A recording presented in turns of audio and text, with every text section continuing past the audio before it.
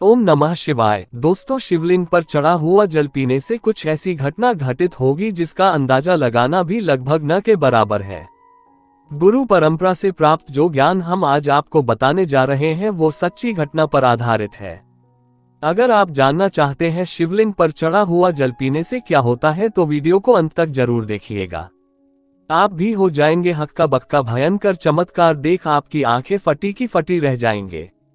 दोस्तों, और शिवलिंग पर किस प्रकार से पानी चढ़ाया जाए और इसे किस प्रकार से पिया जाए, इसके पीने के फायदे, घर में छिड़कने के फायदे, घर में रखने के फायदे और इसके नियम एवं सावधानी के बारे में बताऊंगा।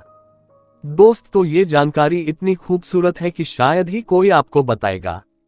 आपके पास जितने भी दौलत हो, ये जानकारी पाने के लिए उस दौलत को लगा देना, फिर भी ये फ्री की जानकारी आपको कोई नहीं बताएगा। तो दोस्तों, विद्वेश्वर संहिता के 28वें श्लोक में बताया है कि जो जल शिवलिंग पर चढ़ाया जाता है उसे 3 बार थोड़ा थोड़ा कर पीना चाहिए और उसमें स्पष्ट लिखा है कि इससे शरीर की कायिक, वाचिक एवं मानसिक ये तीनों प्रकार के रोगों से मुक्ति मिलती है।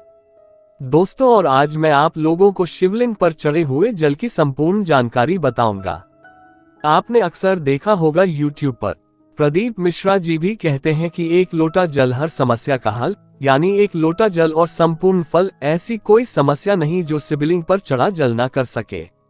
शिवलिंग पर चढ़ा जल स्वयं काल को भी रोक सकता है।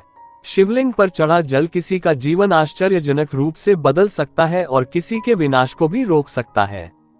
दोस्तों, और विज्ञान में भी जल तत्व को उत्तम तत्व कहा जाता है।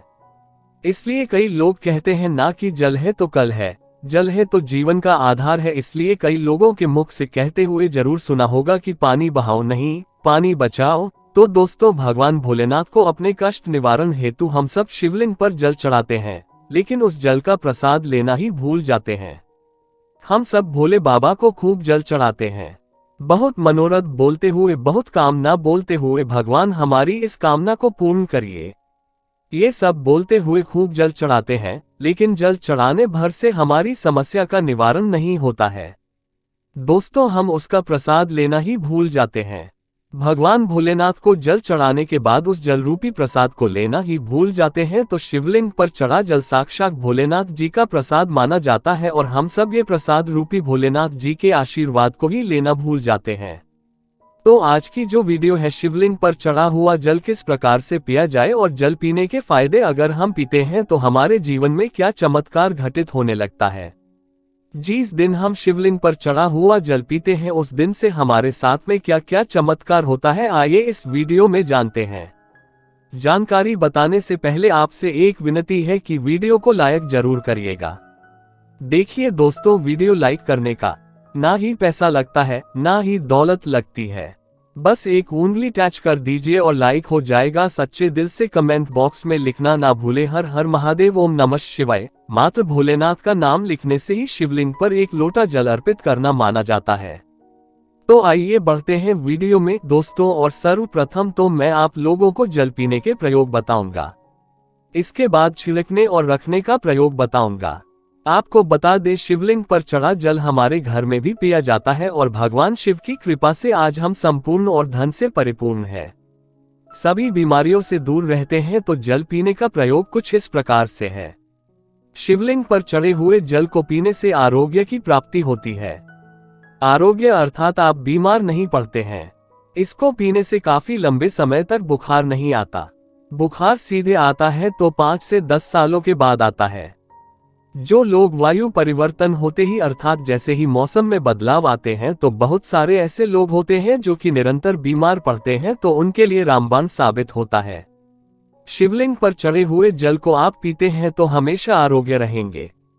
और एक खास बात, अगर आप लोग डेली शिवलिंग पर जल नहीं चढ़ा पाते हैं तो किसी भी समय में जल चढ़ाएं, कोई बात नहीं। आप शिवलिंग पे चढ़े हुए जल को इकट्ठा करके किसी बड़े से बोतल में एकत्रित करके रख लीजिए और थोड़ा थोड़ा नित्य पीजिए। तो पीने से आपको आरोग्य की प्राप्ति होती है।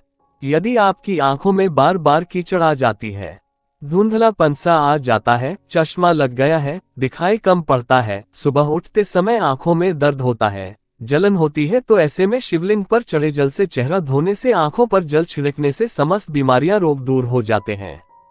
दोस्तों, मेरी आंखें भी जब खराब हो जाती है तो मैं भी इसी जल से अपनी आंखों को धो लेता हूँ, तो समस्त आंखों के रोग दूर हो जाते हैं और आंखों की रोशनी भी फर्राटेदार तेज हो जाती है, बढ़ जाती है।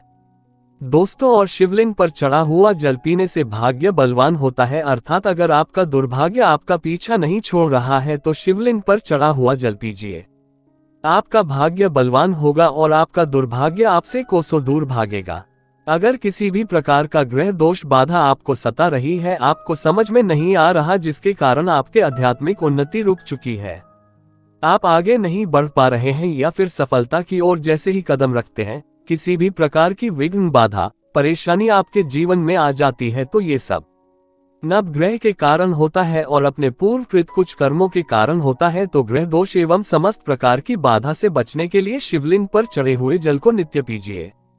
आपकी कैसी भी ग्रह नक्षत्र की पीड़ा आपको सता रही है वो जड़ से समाप्त हो जाएगी। दोस्त, और शिवलिंग पर चढ़ा हुआ जल पीने से शरीर का पुनः कायाकल्प होता है, अर्थात जैसे कि आपके शरीर में बुढ़ापा आ चुका है, आपके शरीर में ताकत नहीं बनती, आपके शरीर में जोश नहीं है, आपके शरीर में वो पुनः शक्ति नहीं है जो कि पहले थी। तो अगर आप भी उन्हें अपने शरीर का कायाकल्प करना चाहते हैं, अपने शरीर में नई ताकत लाना चाहते हैं, नई ऊर्जा का एहसास करना चाहते हैं, तो शिवलिंग पर चढ़े हुए जल को पीना शुरू कर दीजिए। आपके शरीर में पुनः नई ताकत आएगी। अगर आपके द्वारा किसी भी प्रकार के पूर्वकृत पाप हो गए हैं जिससे आप पश्चाताप के रूप में आप उन पापों से मुक्ति पाना चाहते हैं, तो नित्य शिवलिंग पर जल चढ़ाएं और उस जल को पीना शुरू कर दीजिए। बीच में गैप हो जाता है तो आप एक काम करना, शिवलिंग पर चढ़े हुए जल को इकट्ठा करके किसी पात्र में रख लेना और इसे पी सकते हैं, तो इससे पाप का भी नाश होता है, पाप का शमन होता है। दोस्त, तो अगर आप किसी मंत्र को सिद्ध करना चाहते हैं और आपको ईश्वर से वार्तालाप करने हो, तब ऐसे समय में शिवलिंग पर चढ़े हुए जल को पीने से और नित्य एक माला ओम नमः शिवाय का जाप करने से सिद्धि की प्राप्ति हो जाती है। आपको बुरे से बुरे, अच्छे से अच्छे संकट का शुभ समय का पहले से ही आभास हो जाएगा। आपको ढेर सारा लाभ मिलता है। अब आइए जानते हैं कि शिवलिंग पर चढ़े हुए जल को घर में छिड़कने से क्या होता है। ये जानना भी है जरूरी। तो शिवलिंग पर चढ़े हुए जल को घर में छिड़कते हैं तो घर से गरीबी, दरिद्रता, दैख, दोष, शोक, इन सब का नाश होता है। लंबे समय से गरीबी से परेशान है, घर को दरिद्रता छोड़ ही नहीं रही है, घर में दुख है, घर में शोक है, इन सब का नाश शिवलिंग पर चढ़े हुए जल को घर में छिड़कने से हो जाता है।